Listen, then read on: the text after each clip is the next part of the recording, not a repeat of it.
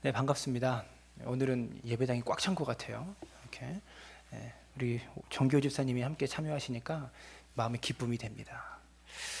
오늘 본문의 말씀은 그 창세기에 나오는 족장, 그 수많은 족장의 이야기들, 이런 이야기들은요, 하나님께서 어떠한 자들에게 복을 주시는지에 대해서 우리에게 많은 것들을 가르쳐주고 있습니다. 본문에는 야곱이 이삭의 축복을 받기 위해서 어머니 리브가가 이 이삭의 축복을 야곱에게 받을 수 있도록, 야곱이 받을 수 있도록 계략을 짜는 장면을 묘사하고 있는 것이죠. 창세기 26장에는요 이삭이 농사를 지어서 이 그랄 땅에서 하나님 말씀에 순종해서 애굽으로 가지 않고 그랄 땅에 머물므로 말미암아 100배의 결실을 얻었다라고 성경은 그렇게 기록하고 있습니다. 그래서 이삭이 마침내 거부가 되고, 그리고 거부가 돼서 그랄 땅 안에 거주하고 있는 이삭이 받은 축복을 블레셋 사람들이 바라보면서 시기하게 되어지는 거예요. 이삭이 워낙 자기네 나라 땅에 들어와서 너무나 잘 되고 너무나 부자가 되니까 이 블레셋 사람들이 시기한 것이죠.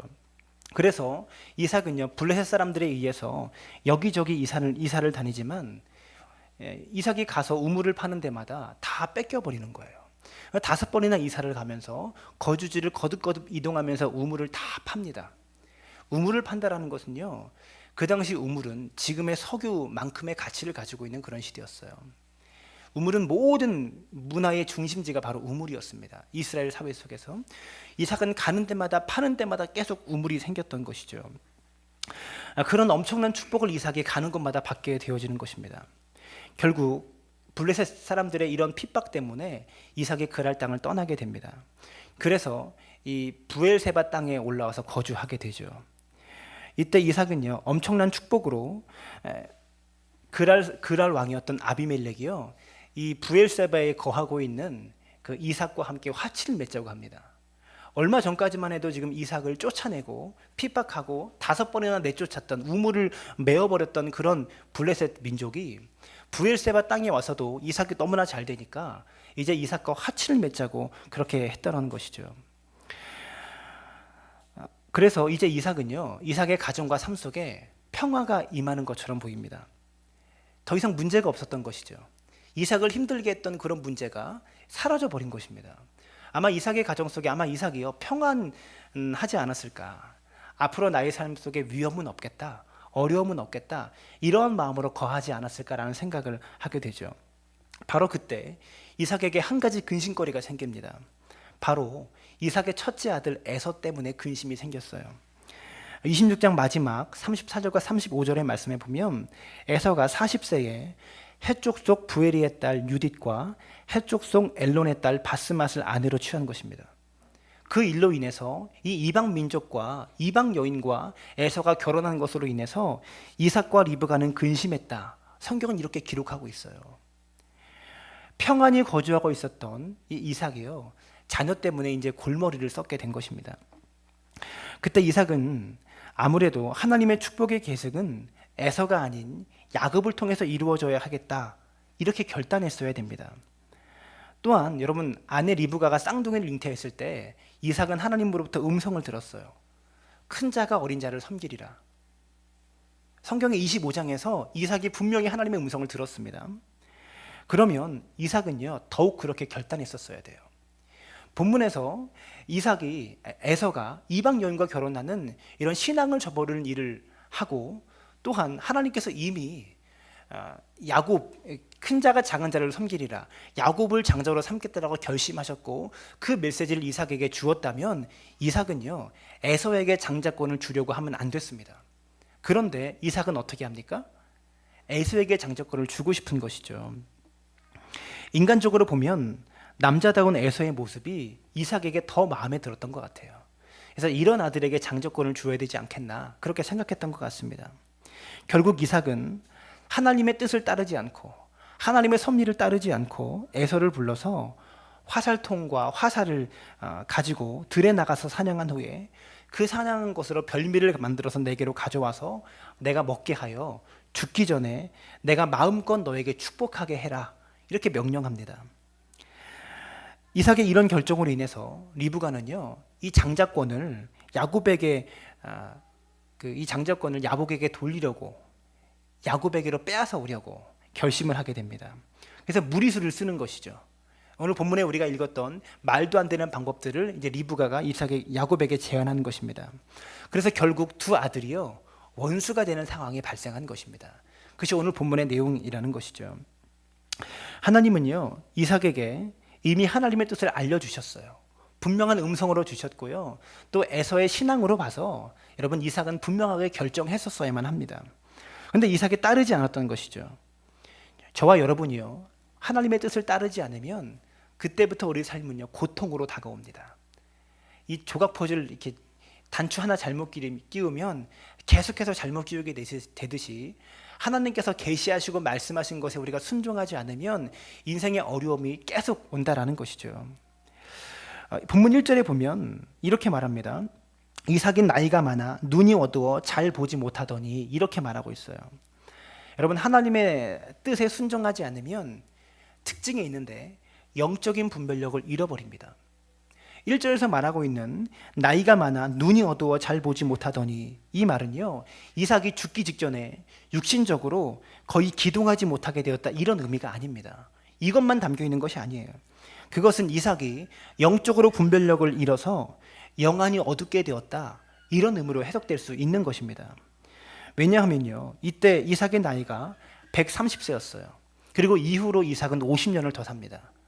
그러니까 50년을 더 사는데 이렇게 기동도 못할 정도로 골골해서 50년을 더 살 수 있겠습니까? 이삭은요 건강하였을 것 같아요. 근데 영적으로 눈이 어두워진 것이죠.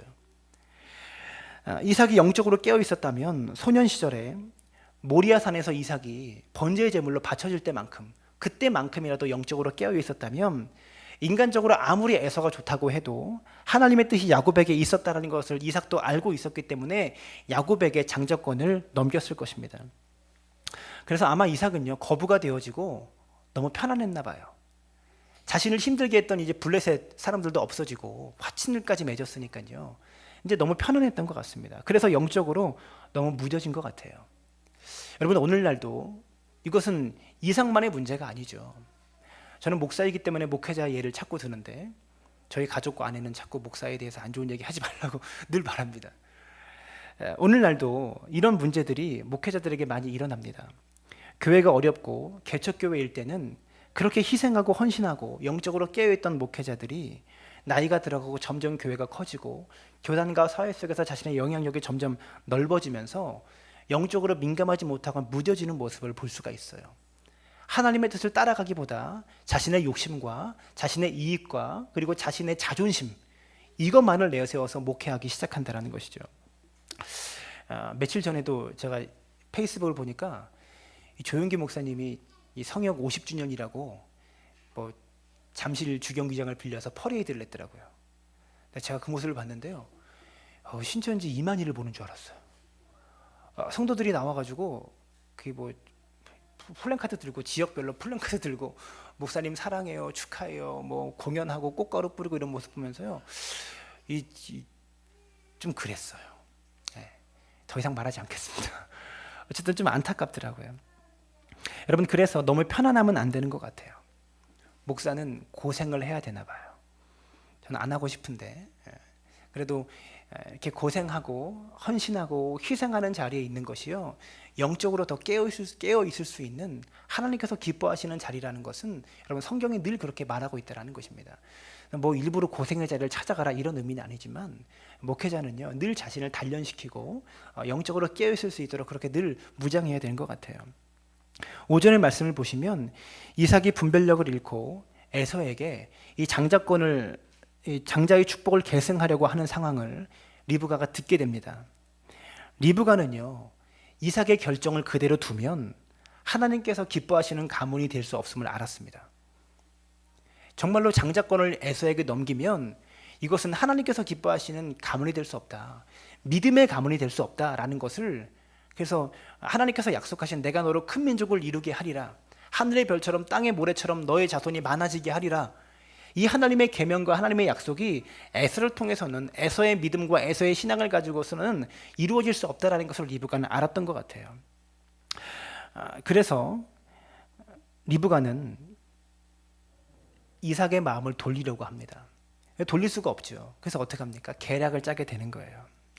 리브가는 태중에 있을 때 하나님께서 말씀하신 것과 에서가 팥죽 한 그릇의 잔자의 명분을 야곱에게 팔아버린 것, 그리고 에서가 부모의 뜻을 어기고 이방인 아내를 맞이해서 부모를 속상하게 한 것 등을 생각할 때 장자의 축복은 야곱에게로 주어져야 된다고 확신했던 것입니다.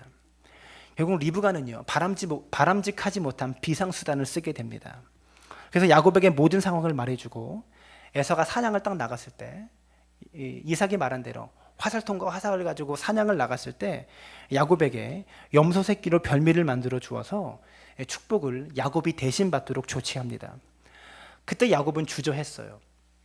에서는 털이 많고 자기는 이 털이 별로 없어서 피부가 매끈매끈한데 아버지가 만져보고 자기를 속인 것으로 알면 복은커녕 내가 도리어 저주를 받을 수 있습니다 라고 머뭇거립니다. 그때 리브가가 어떻게 합니까? 13절의 말씀을 보면 이렇게 말해요. 어머니가 그에게 이르되 내 아들아 너의 저주는 내게로 돌리리니 내 말만 따르고 가서 가져오라. 여러분, 리브가가요 이렇게 단호하게 행동하는 것을 보면 너의 저주는 내게로 돌릴 테니 단호하게 행동해라, 내 말만 따르고 가서 그냥 가져와라, 이렇게 말하는 것을 보면요, 단순히 이 리브가가 야곱을 더 사랑해서 그렇게 행동한 것이 아니라 그것이 하나님의 뜻이라고 확신했기 때문인 것 같아요. 리브가는요 이삭에게도 순종적인 여인이었지만 하나님의 뜻에는 더욱더 순종하려고 노력하는 여인이었습니다. 결국 야곱이 장자의 축복을 계승받은 것은 어머니 리브가의 역할이 컸다라는 것이죠.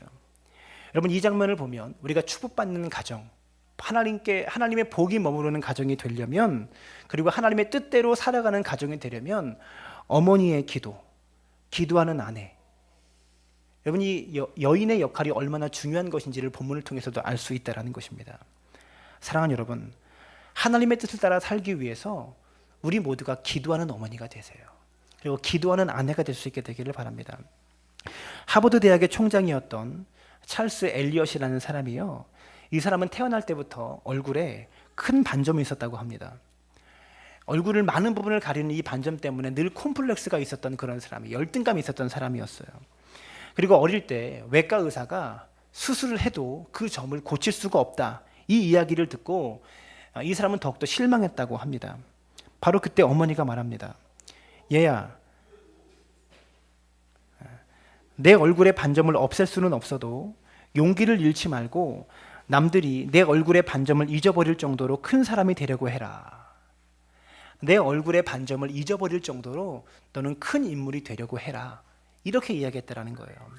그 어머니의 말씀을 새겨듣고 이 찰스 엘리엇이라는 사람이요, 큰 사람이 되려고 힘써서 마침내 존경받는 인물이 되었습니다.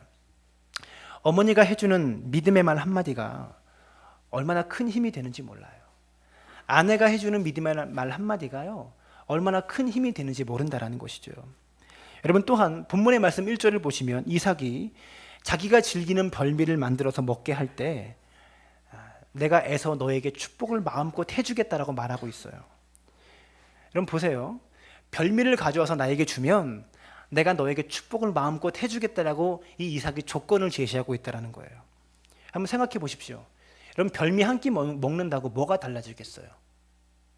이삭이 뭐 나아지는 거 있습니까? 별로 크게 달라지는 것도 없죠. 여러분, 꼭 별미를 먹고 난 뒤에 축복을 해줘야만 합니까? 안 먹고는 못 해줍니까? 마치 별미 한 끼 가지고 축복이 좌우되는 것, 이런 느낌을 받지 않으세요? 이삭이 에서가 해온 별미를 먹어야 축복을 해준다고 한 것입니다. 왜 이렇게 했을까요? 아버지가 자식을 축복하는데 뭐가 필요하겠어요? 그냥 축복 기도만 하면 되는 건데. 제가 이삭이 아니어서 잘 모르겠는데 이삭이 왜 이렇게 했을까요? 저는 이 부분이 이렇게 묵상되더라고요. 복을 받기를 원한다면 먼저 드릴 줄 아는 마음이 있어야 된다는 거예요. 주님은 이것을 원하신다는 것입니다. 이것은 무엇을 말합니까? 성경은요 늘 말합니다. 복을 받기를 원한다면 드릴 줄 아는 믿음이 있어야 된다. 하나님 앞에서 드리는 삶의 중요성을 말해주는 것입니다. 근데 여기서 우리는 무엇을 드려야 할까요? 별미를 만든다라는 것은요 많은 돈이 들어가는 거 아니에요. 대신 뭐가 들어갑니까? 수고와 노력과 땀이 들어가고 희생이 들어가는 거예요. 여러분, 사냥 나가는 거 쉽습니까? 화살통을 들고 화살을 가지고 무장해서 사냥터로 나가야 돼요. 숲속을 헤매야 되는 것이죠. 그리고 사냥감 한 마리를 찾았다고 봅시다. 여러분, 수도 없이 사냥을 시도해서 사냥감 한 마리를 잡았어요. 가지고 다시 돌아와야 되죠. 돌아와서 요리를 하기 시작해야 됩니다. 가스레인지가 있는 시대도 아니잖아요. 불을 또 펴야 됩니다. 자기가 직접 사냥해서 별미를 만든다는 것은요, 돈이 들어가는 일은 아니에요. 대신에 엄청난 노력이 들어가는 것입니다. 어쩌면 이 에서는요, 이 사냥하기 위해서 하루 만에 별미를 만들 수는 없었을 거예요. 며칠 동안 사냥터를 다닐 수도 있었습니다. 여러분, 그 TV에서 보면요, 아프리카 밀림에서 원시인들이 사냥감을 찾아다닐 때 뭐 일주일 동안 찾아다니는 경우도 있잖아요.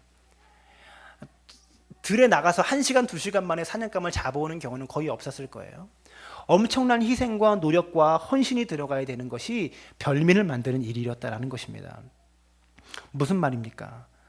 우리가 하나님 앞에 복된 삶을 살기를 원한다면 먼저 우리가 하나님 앞에 우리의 삶을 드리며 헌신하는 정성이 저와 여러분들에게 필요하다라는 것이죠.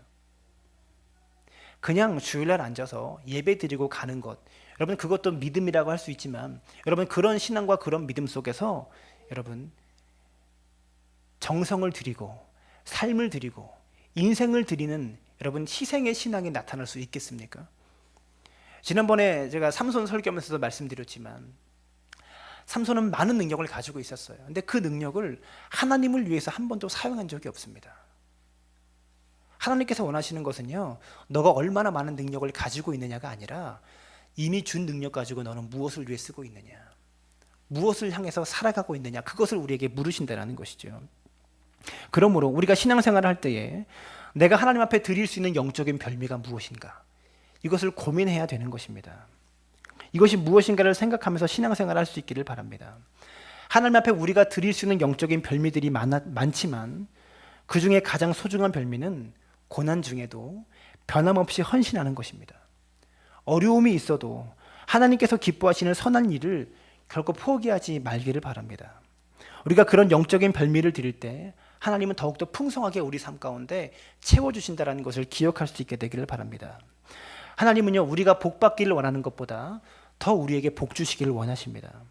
또한 우리가 응답받기를 원하는 것보다 우리에게 더 많은 응답을 더 빨리 주고 싶어 하시는 것이 하나님이시다는 것을 기억할 수 있기를 바랍니다. 여러분, 계속해서 이어지는 이야기는요, 에서가 이 아버지 이삭의 축복을, 그 별미를 대접하기 위해서, 축복을 받기 위해서 별미를 대접하려고 들에 사냥을 나갔을 때 리브가는 집에 있는 좋은 염소 새끼로 별미를 만들어서 야곱에게 주고 에서처럼 야곱을 꾸밉니다. 그리고 아버지 이삭에게 나아가게 해요. 그리고 본문 19절에 야곱이 거짓말을 합니다. 아버지, 제가 아버지의 명령대로 별미를 만들어 왔습니다. 일어나서 잡수어 보시고 저에게 축복을 해주세요. 근데 아버지 이삭이 소리를 들어보니까 에서가 아닌 야곱의 목소리 같은 거죠. 그래서 의심이 가서 야곱을 가까이 오게 하고 야곱의 손을 만져보기 시작합니다. 에서의 특징이 몸에 털이 많은 것이죠. 그렇기 때문에 야곱의 손을 만져서 확인해 보려고 가까이 오려고 했다라는 것입니다. 그때 야곱이요, 염소 새끼의 가죽으로 이 몸을 변장해서 이삭에게 다가갑니다. 근데 저는 이 부분도 이해가 안 돼요. 아무리 그래도 여러분, 사람 털이 염소 털만큼 많겠어요? 아무리 털 많은 사람도, 털이 많은 사람도 우리 주변에 있죠. 근데 염소 털과 비할 바가 있겠습니까? 근데 이삭이 왜 그것을 구분하지 못했을까요? 과거에는요, 제가 이 부분을 묵상하면서 이 성경 해석의 문제의 본질은 아니라고 생각해서 그냥 넘어갔습니다. 근데 이번에 성경을 연구하면서 뭔가 깨달아졌어요. 이 부분이 주는 의미가 있어요. 그것은 이삭이 말보다는 털을 더 신뢰했다라는 거예요. 이 말은 무엇이냐면, 이삭이요, 영적인 시각이 무뎌져서 육체적인 감각을 더 많이 의지할 정도로 영적으로 이삭이 무뎌졌다라는 거예요. 이삭은 오직 육체적인 감각만 따라서 모든 것들을 지금 결정하고 있습니다. 이렇게 해서 야곱을, 장자권의 축복을 야곱에게 주게 됩니다. 여러분, 그러면 여기서 지금까지가 오늘 본문의 스토리인데요, 우리가 깊이 생각해 볼 것이 있습니다. 이삭이 영육간에 눈이 어두워진 것을 이용해서 이삭을 속인 리브가와 야곱이 얻어낸 것이 무엇입니까? 장자권을 얻었다고 말하지만 여러분, 사실 아무것도 얻은 것이 아닙니다. 얻은 것이 하나도 없어요. 리브가가 이삭의 축복이 야곱에게 돌아가도록 하려고 남편을 속이는 이 패덕을 행치 않았을지라도 결국 하나님의 약속과 하나님의 축복은요, 야곱에게로 흘러갈 수밖에 없었어요. 왜 그랬을까요? 하나님께서 이미 약속하셨기 때문에 그래요. 리브가가 이렇게 부도덕한 일을 하지 않았어도 하나님의 축복과 장자권은 야곱에게 흘러가기로 이미 결정되어 있다는 것입니다. 우리는요, 하나님께서 자신의 언약을 자신의 주권과 자신의 뜻대로 반드시 이루시는 분임을 기억해야 합니다. 이러한 신학에서 입각해 볼 때 리브가와 야곱이 행한 속임수는요, 공연히 이 부도덕만 저지른 일이 된 거예요. 얻은 것이 하나도 없어요. 이미 야곱에게 얻어졌고 주어진 것이죠. 어떤 분들은요, 이 본문을 축복을 사모했던 야곱으로 해석하는 분도 있어요. 야곱이 축복을 사모했기 때문에 그래서 천국은 침노하는 자의 것이다. 주로 감리교, 성결교와 같은 웨슬리안 신학들이 이렇게 해석합니다. 저희 교단도 이렇게 해석하는 것이 맞아요. 자유의지를 통해서 축복을 얻으려고 노력한 거예요. 그렇게 해석하는 목사님도 계신데 장로교 신학, 칼빈 신학에서는요, 그렇게 하지 않습니다. 이미 야곱에게 축복이 주어지려고 예정된 거예요. 이 예정은 인간이 바꿀 수가 없는 것이죠. 근데 저는요, 이 부분에 대해서 이 장로교 신학을 좀 더 동의합니다. 그 말씀이 더 맞는 것 같아요. 아브라함에게 하신 언약을 계승하려고 이 축복을 전수할 자로 야곱을 택하신 건 하나님의 주권적인 선택입니다.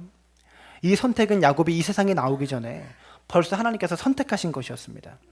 그러므로 이삭은 하나님의 뜻대로 야곱에게 장자권을 성실하게 이행했어야 해요. 그런데 그는 영적으로 눈이 어두워져서 불순종하게 됩니다. 그로 인해서 리브가와 야곱이 아버지를 속이게 된 것이죠. 그러나 리브가와 야곱의 이러한 행동 역시도 징계를 받아 마땅한 일이었습니다. 아버지를 속인 부도덕한 일을 저지른 것, 이것도 징계를 받아야 되는 일이었어요. 그래서 하나님께서 결코 가만히 내버려 두시지 않습니다. 훗날에 야곱은요, 에서가 죽일 것 같은 위협을 느껴서 밧담 아람이라는 외삼촌의 집에 도망갑니다. 그리고 외삼촌 라반에게 20년 동안 이 속임을 당해서 이용당해요. 사랑하는 아내 라헬을 얻기 위해서 14년 동안 무보수로 일하고요. 그리고 이 외삼촌 라반에게 고용인으로 6년 동안 또 일하게 됩니다. 창세기 31장에 보면 외삼촌 라반이 야곱에게 자기 아내에게 한 말을 보면요, 라반이 자기에게 주기로 한 품삯을 5번이나 10번 이상 변경하였다라고 그렇게 말하고 있어요. 약속을 10번 이상 어겼다라는 것이죠. 그뿐만이 아니었습니다.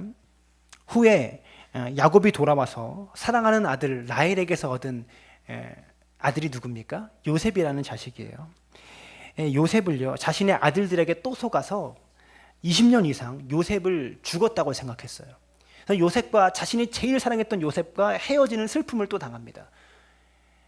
아버지를 속였던 야곱, 형을 속였던 야곱이요, 외삼촌에게 속고 자신의 아들들에게 똑같이 속아요. 이삭이 속은 것처럼. 이처럼 욕심으로 인해서 이삭을 속인 야곱에게 다른 사람의 욕심에 이용되어서 속임 당하는 야곱으로 하나님께서 징계하셨다라는 것입니다. 그러면 이삭이 야곱을 축복하는 이 사건을 통해서 하나님께서 계시하시고자 하는 바가 무엇일까요? 하나님께서는요, 인간의 허물과 인간의 실수와 인간이 거듭되는 실패와 욕심에도 불구하고 하나님의 언약을 신실하게 이루어 가심을 우리에게 말씀해 주고 있다는 것입니다. 하나님의 언약은요, 사람의 잔꾀로 이루어지는 것이 아닙니다. 리브가가 이렇게 노력했다고 하나님의 축복이 야곱에게 간 것이 아니에요. 하나님께서 이미 말씀하셨고 계시하셨기 때문입니다. 인간은요, 그 어떤 허물과 실수와 간교에도 불구하고 하나님의 뜻대로 하나님께서 우리 인간을 이끌어 가신다라는 것입니다. 그러므로 하나님은요, 내가 원하는, 내가 소원하는 것을 이루어주는 소원의 성취사가 아니라 하나님은 하나님의 뜻을 이루어내시는 분임을 알아야 된다는 것이죠. 그리고 우리는 그 하나님 앞에서 두렵고 떨리는 마음으로 하나님 말씀에, 하나님의 계시에 철저히 순종하려고 노력해야 된다는 것입니다. 성령 하나님께서 우리에게 은혜를 주셔서 하나님의 언약은 내 뜻과 상관없이 하나님의 주권과 뜻대로 이루어져 감을 알게 하여 주시길 원합니다. 오늘 말씀을 통해서 우리가 여러분 이삭처럼 영적으로 무뎌지지 말고요, 리브가처럼 여러분 헛된 것에 열심을 내지 마세요. 이미 하나님께서 우리에게 약속하신 것들은요, 반드시 이루십니다. 인간의 욕심대로, 우리의 자의대로 자꾸 얻으려고 발버둥 치지 마시고, 하나님께서 예비하시고 약속하신 그곳에 하나님께서 분명하게 우리를 옮겨주실 것이다, 이루어 주실 것이다, 다른 편법 동원하지 마시고 그 언약 쫓아서 신실하게 자신의 길을 걸어갈 수 있는 믿음의 사람 되어지길 바랍니다. 여러분, 이 세상 속에서 여러분 예수 믿는 사람이 얼마나 복을 받기 위해서 지저분하게 행동하는 분들이 많습니까? 우리 사랑나무교회 교인들은요, 그렇게 되지 않기를 바랍니다. 신실하게 자신의 길만 걸어가십시오. 하나님께서 주시는 것은 여러분 사람이 뺏을 수가 없어요. 하나님께서 우리에게 약속하신 것은요, 사람이 어떤 노력으로도 뺏을 수 없다는 것을 기억할 수 있기를 바랍니다. 그러므로 우리는 야곱과 리브가처럼 행동하지 말고 믿음으로 하나님의 약속과 언약에 입각하여서 자신의 길을 신앙과 믿음 안에서 성실하게 걸어갈 수 있는 믿음의 사람들 되어지시기를 주님의 이름으로 축원합니다.